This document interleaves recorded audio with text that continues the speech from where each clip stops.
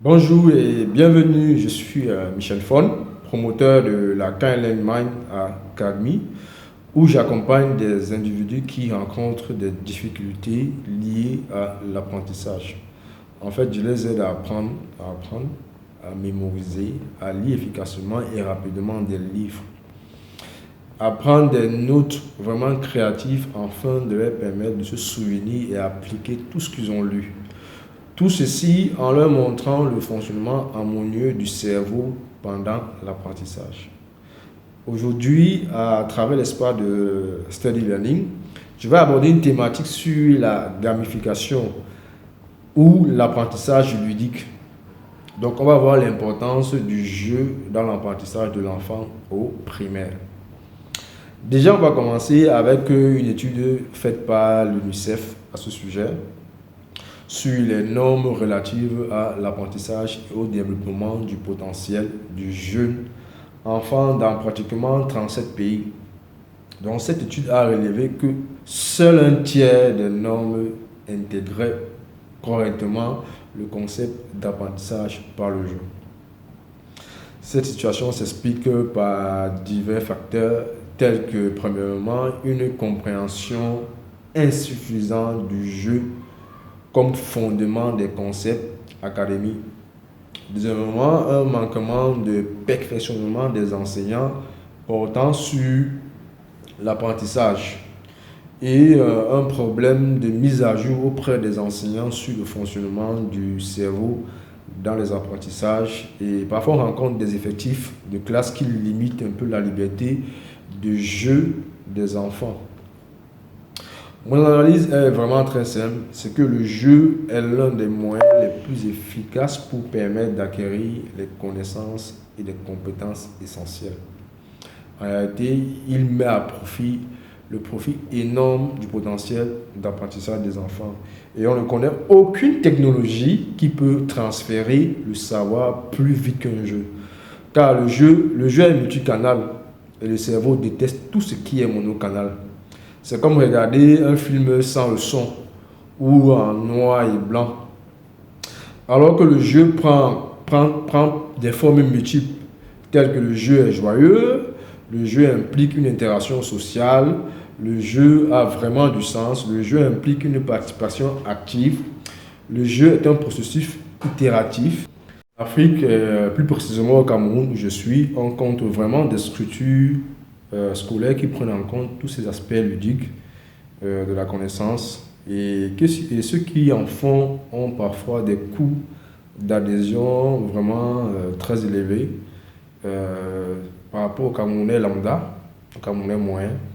Donc moi, en passant, je voulais féliciter toutes ces structures alternatives qui ont compris vraiment l'importance de développer toutes les intelligences des enfants avec une approche systémique et ludique où on peut rencontrer des programmes de développement du talent, du potentiel, du cerveau, vraiment des techniques accélérées d'apprentissage qui respectent vraiment le fonctionnement harmonieux du cerveau, des techniques de prise de parole en public, de connaissance de soi, de confiance de soi, de légende personnelle. Quelles sont les solutions que moi je pourrais proposer concernant ça? Premièrement, il faudrait que les ministères de l'éducation doivent édicter des normes sur l'approche unique centrée sur le jeu. Inviter les chefs d'établissement à faire des grosses mises à jour, n'est-ce pas, sur l'éducation des enfants en général et en particulier des adultes, car un enfant mal formé est un adulte cassé dans la société. Créer vraiment une vision commune autour des normes de qualité qui se définissent et se concentrent sur l'éducation par le jeu. Profiter aussi des initiatives de perfectionnement professionnel, n'est-ce pas, pour fournir aux enseignants, y compris même les administrateurs de chaque établissement, les connaissances au renforcement des qualités à mettre en œuvre sur l'apprentissage par le jeu.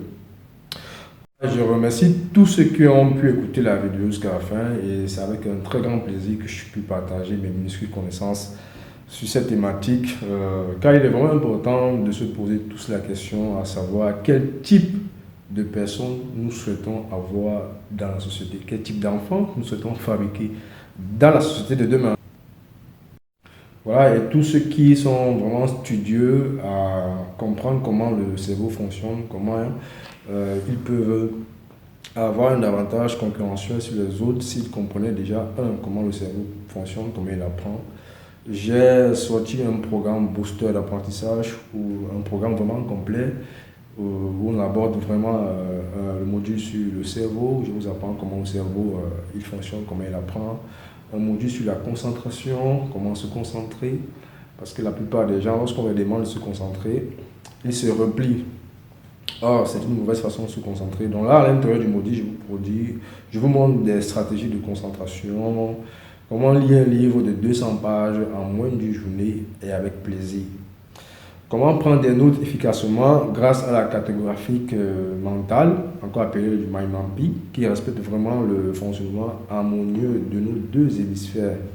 Comment mémoriser avec des techniques ludiques, voilà, qui nous permettent de traverser des informations de la mémoire à court terme jusqu'à la mémoire à long terme.